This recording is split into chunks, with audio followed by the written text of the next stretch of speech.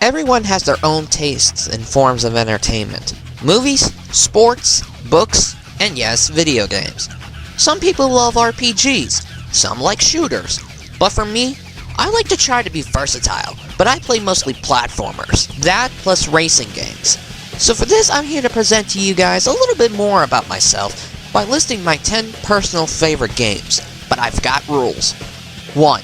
In order for it to be on the list, I have to complete, story-wise, at least 75% done, so I can't put any recent games that I'm going through right now. 2. To make things fair, I will list at least one game from all the consoles I own. Those are the PlayStation 2, the PlayStation 3, the PlayStation Portable, and the Wii. 3. I will try my very best not to make this a complete runaway, but I can't make any promises. And 4. It's all based on opinions, which means you're free to have your own, so please try to respect my opinions and don't be a jag-off over my thoughts. So here's Chief Shadow 1750's top 10 favorite games. Number 10. When it comes down to it, being a die-hard Spider-Man fan, as soon as I got a PS3, I had to get at least one Spider-Man game in my collection. And there was one that caught my interest the very most, and not to mention it had a great concept. Spider-Man Shattered Dimensions' concept was that the player could play as not 1, not 2, not 3, but 4 Spider-Men. Each one was very fun and they had their own unique fighting abilities. The Amazing Spider-Man stays true to the Spider-Man we all know and love, with melee punches, kicks, and even using his webbing. Ultimate Spider-Man, possessing the Venom suit, can use his suit to create tentacles to attack, and can go into a rage mode which makes his attack stronger. I can already feel the God of War comparisons. Spider-Man of the year 2099 is much faster in his melee attacks by using his suit's advanced abilities, talents, and acrobatics. Also, he can slow down time with his accelerated vision. Chaos Control! Sorry, I couldn't resist. And finally, Spider-Man Noir, which focuses mostly on the element of stealth. The game actually has a good amount of replay value, as it offers challenges via the Web of Destinies, upgrades for the 4 Spideys in combat, unlockable costumes, etc. I also love the voice talents for all 4 Spider-Man, as they are voiced by actors who played Spidey in the past. My favorites were Josh Keaton as Ultimate Spider-Man, as he was hilarious. Like that right there! Ew! Do you and your generator, need some time alone? And Christopher Daniel Barnes as Spider-Man Noir, as he played a very serious role, but can make a few wisecracks here and there. Sharp out! What are you saying? Stay down! Gosh, I love a good scrap! But there were some major things that put this game back. First off, the glitches in this game were so bad that it can force you to restart from the last checkpoint, and the game is very notable for its glitches. Oh well, we just won't use a lot of wide lenses. That plus the camera when wall crawling wasn't very good at all, and the story wasn't something mind-blowing, but at least it works when it leads to gameplay. Oh, come on! But other than that, this was one hell of a great Spidey game, and yes, I am definitely gonna give Spider-Man Edge of Time a chance. Yeah, right. No pressure or anything. Number 9. Let me ask you, did you ever purchase a console solely for the reason that you wanted a game for that system? That was kinda what happened with me in the PlayStation Portable. And the game? It just happens to be Daxter. It was about time for Orange Lightning to get his own game! The story explains what Daxter was doing during the 2 years Jack was in prison, and it turned out to be simple, but effective. The gameplay retains the platformer elements in the series, but since Daxter works as an exterminator, he's equipped with an electric bug swatter for melee combos, and a spray pack that can be upgraded from the regular bug spray to a flamethrower. Burn, baby, burn! It can also be upgraded to an ultrasonic attachment. The spray pack can also work as a jetpack. By pressing and holding the circle button, Daxter can hover in the air for a short period of time. Daxter can also crawl into vents and pipes by pressing the triangle button. There are also times where Daxter would drive vehicles to help him travel through large environments. The controls were great, as they were very well responsive. There's also the Dream Sequences minigames that parody several well-known films. They were actually really fun. Collecting precursor ores will unlock secrets, but some can be a bit of a pain in the ass. But I felt the game was a tad bit short, and I really couldn't get into the bug combat subgame. Other than that, Daxter turned out to be a very solid game for the PSP, and is my favorite PSP game. Orange Lightning definitely approves. That ain't no bug! Number 8. When making the jump to the next generation of consoles, the results can either be a big success, or it would be hated by everyone. The Crash Bandicoot series, when it came to the PlayStation 2, falls into the mixed bag. Wrath of Cortex was good, but offered very little on new features. Crash of the Titans turned out to be a boring, redundant, beat-em-up platformer. But what I think is the best Crash game on the PlayStation 2 was indeed Crash Twinsanity. This game was completely different from the predecessors by introducing free roaming into the mix.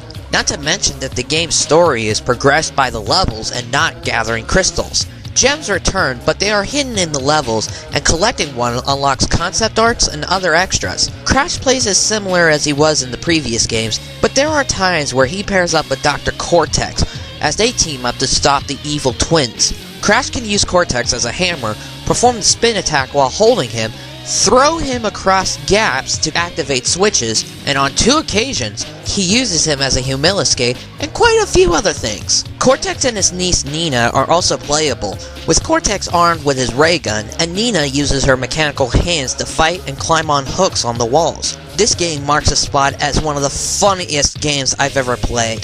Psst, Activision, if you ever make another Crash game, look at this game. This is cartoon comedy done right. But I did have some issues. First off, the invincibility doesn't seem to be fully invincible like it did in the previous games. Plus, some of the gems were really hard to get, particularly in the humiliskate levels. And playing as Nina was real annoying when it came to platforming, mainly with her jumps. In any case, Crash Twinsanity is a really enjoyable game, and one which will leave you laughing. Cortex's pain is indeed my pleasure. Boring! I shall crush you like the puny runt you are. You are nothing to me, for I am the great and all-powerful Neo-Cortex. You infantile vermin! How dare you mock manhandle and manipulate me? Rest assured, I will take my terrible vengeance upon... Yeah, whatever. Skip to the good bit. Number 7.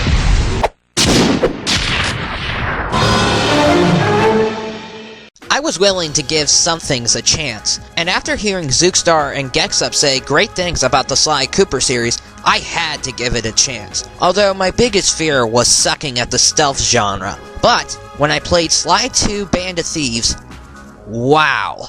Not only was I good, but I was loving it. The game was different from the first game in many perspectives. The story goes into more depth into Clockwork's hatred of the Cooper clan, and Sly's determination on taking him down once and for all. The game has missions that are centered in the main hub, which leads to the big operation, which leads to the acquisition of a Clockwork part. The biggest addition is being able to play as Bentley and Murray.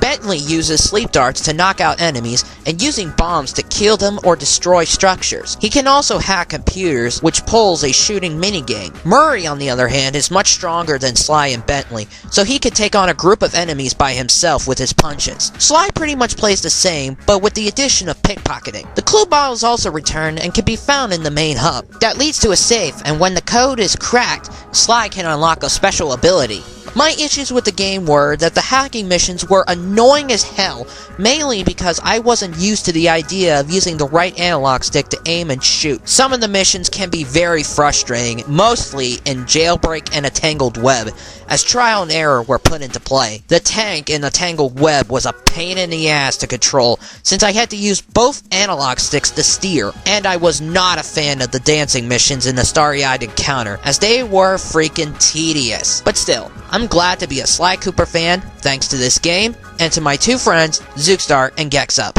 Victory belongs to the Murray. Number 6. When it came down to Naughty Dog, I have always placed the Crash and Jack series as my favorites, but that doesn't mean that I wouldn't give the Uncharted series a chance. That chance came true when I got my PS3, and an Uncharted game came bundled with the system. The game happens to be the third installment, Uncharted 3, Drake's Deception. I was shocked at how the game turned out, knowing that I came into this game blind. I'll only talk about the single-player campaign, as I haven't gotten the chance to experience the co-op or multiplayer features. But man, let me just start by saying that the plot of the game was so well crafted that it felt more like a movie. The gameplay was a combination of platforming, puzzle solving, and a third-person shooter. And the main character, Nathan Drake, moves differently depending on the situation and the surroundings. The game also introduces hand-to-hand combat, which is actually really fun. The game also has a cover system and the element of stealth, which really brings variety. The one thing that really annoys me, where the enemies can be really cheap at times. Best case scenario is when one can sneak up and attack you while you're shooting at another. Damn, was that annoying. If I do play the first 2 Uncharted games, I have a feeling they won't be as good as this one. Without a doubt, the best PlayStation 3 game I've played. Well, abracadabra cadabra. Number 5.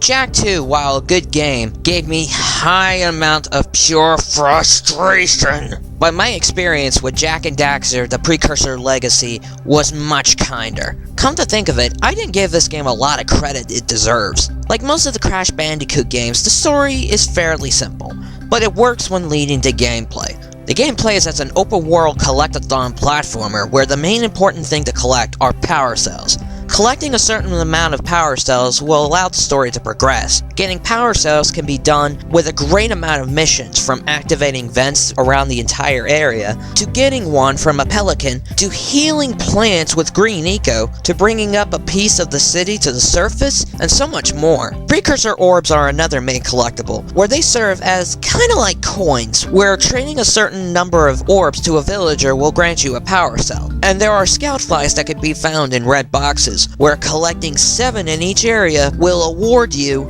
guessed it, a power cell. The game's design is unbelievable, even though it was made in 2001. The different environments, from Sandover Village to Boggy Swamp to Fire Canyon to Lost Precursor City, are just amazing. Plus the whole game feels like one giant level with no loading screens. Major props to that. Personally, I think that Precursor Legacy is the funniest Jak game out of all of them. The sequels do have hilarious moments, but it was meant to be serious in terms of story. This game, however, is very lighthearted, and the comedy is more present, and it's aware of that. And the funniest bits come from Daxter himself. No big surprise. Honestly, I didn't find most of the bosses memorable. Plus, some areas like Fire Canyon and Mountain Pass can be very annoying. Jak and Daxter is one of those games where it just keeps getting better every time I play it. It is a true PlayStation 2 classic.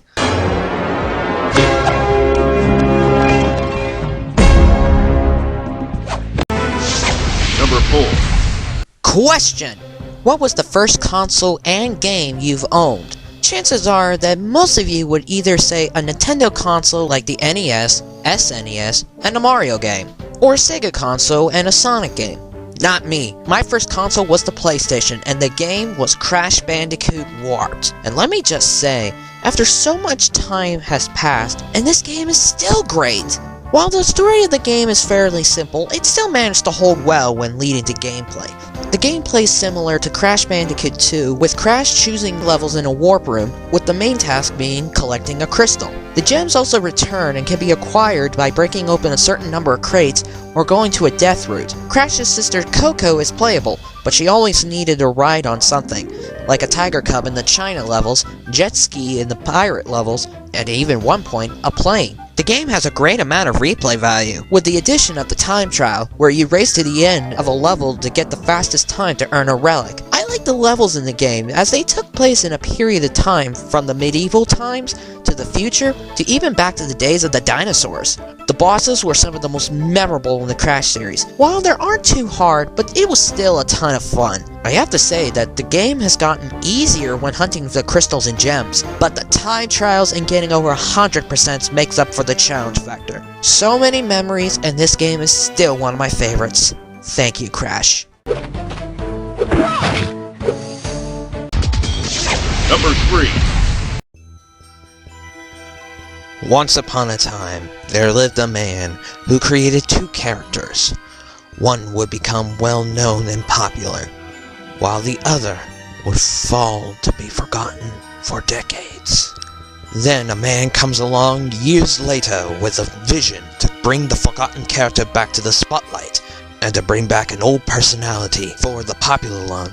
Okay, enough with the whole storybook narration. To be honest, I wasn't very interested in the Wii, mainly because I thought the motion controls seemed gimmicky, and the library of games just didn't catch my fancy. But then come Realm Wars and Gexup, who introduced me to a wonderful game called Epic Mickey. Oh man, thanks to this game, I got more interested in the Wii. The game is very creative with the paint and thinner mechanics, which allows Mickey to paint sceneries to help him reach far areas or thin areas to find some interesting secrets. Combat was very interesting, with the fact that you can use paint to make blot-length allies or disintegrate blot-lengths with thinner, not to mention the thinner to melt the armor and hit the weak spots on the beetleworks. Mickey can also get sketches, which is really helpful in combat and puzzle solving. I also love the morality choices in both tasks and boss fights. Similar to games like Infamous, SpiderMan Web of Shadows, and Shadow the Hedgehog, you could choose what task to complete, and for boss fights, you could choose to either redeem them or defeat them, which gives the game a high amount of replay value. The story in the game was very well crafted and everything was explained. It was also very interesting to have characters speak in grunting noises that paid tributes back to the old days when voice acting wasn't even thought of. The game pays homage to some of the classic Mickey cartoons by having them as side-scrolling levels. Hell, there were 3 that paid homage to Oswald the Lucky Rabbit. But however, sometimes some of the tasks can be quite annoying, especially when it comes to backtracking. The camera was another minor issue, but it didn't break the gameplay and didn't kill the game for me. But aside from that, Epic Mickey is a wonderful game, and if it wasn't for this, I wouldn't even bother with the Wii. Thank you, Realm and Gexup.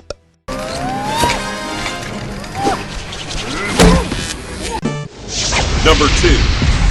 The Sonic franchise has been a mixed bag for me.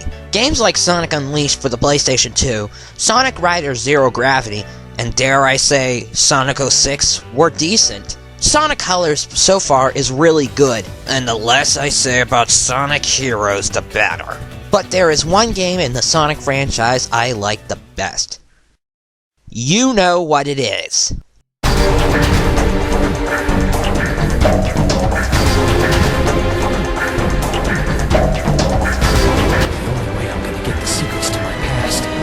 Get those Chaos Emeralds. Yeah, it's no surprise that I'm a big Shadow fan, both character and game. But I can't and I won't deny the fact that I love Shadow the Hedgehog. Why do I love it, you may ask? Simple.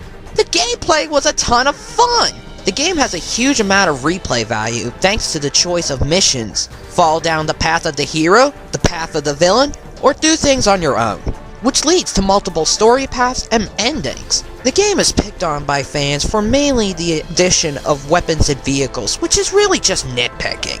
I personally think the weapons really helped the gameplay, as the weapons really helped killing enemies easier. I also don't believe that they get in the way in terms of the flow of the game, but I do have to say though, is they were fun to use, and there's a strong variety of weapons. The vehicles turned out to be very helpful in certain levels. The game's controls were very smooth and responsive, unlike another game.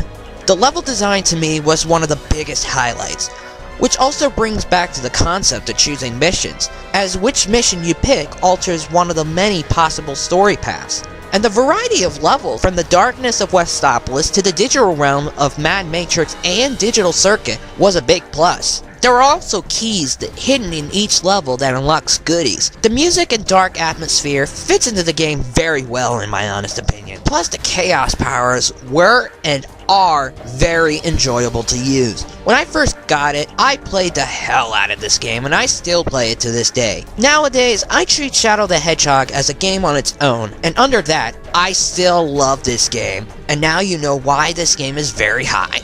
Now take a guess what game beats Shadow. Their oppression cannot go unopposed. Number 1. Oh, come on! You should know by now!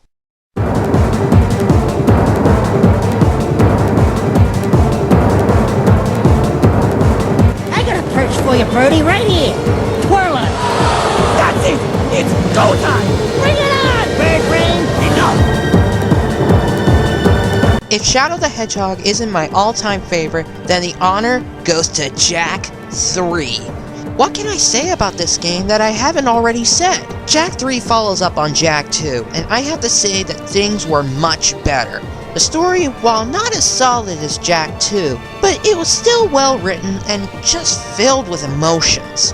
The gameplay, like Jak 2, plays as a sandbox platformer, in which it also combines driving and shooting, in which Jak and Daxter meets up with a character who gives them a mission to complete. The missions range from taking out a certain number of enemies, to finding specific items, getting to a location, or even completing a puzzle, which I have to say for the most part is very enjoyable. The weapons have upgraded from 4 in Jak 2 to a grand total of 12, each one of them with their own unique capabilities. Dark Jak returns, and the game also introduces Light Jak.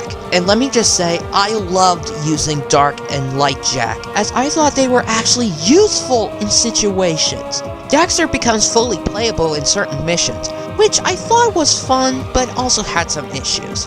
You can thank me later, Jak. The challenge of this game was much more well balanced, so the game isn't too easy or balls to the wall difficult. There are much more to explore than Haven, which has drastically cut down in size, which was explained in the story. But you can also explore both Sparta City and the Wasteland, which, speaking of, there are also desert vehicles that you can use to explore the Wasteland. I like these vehicles mostly because of the variety of weapons, strength, and speed, so they don't feel too similar. The comedy returns with Daxter and Pecker, as they just had me laughing. But then again, I think Daxter's hilarious anyways. There are very little things I could say about negatives, other than a few missions can be either annoying or frustrating. But they aren't as bad as Jak 2. There is no words to describe how much I love Jak 3. The story, the gameplay, the music, almost everything is fantastic. It was a very tight race between Shadow the Hedgehog and Jak 3, as I think they are two of the best games I've ever played. But in the end, Jak 3 comes off as the stronger of the two, and is, and probably will be, my all-time favorite game. Oh yeah, now we're talking. Hey, what do I get? Nothing, as usual. So this is Chief Shadow 1750 saying, thank you for the 1,000 subscribers. I hope you enjoyed this. A lot of time and effort was made into this, and I will see you guys next time.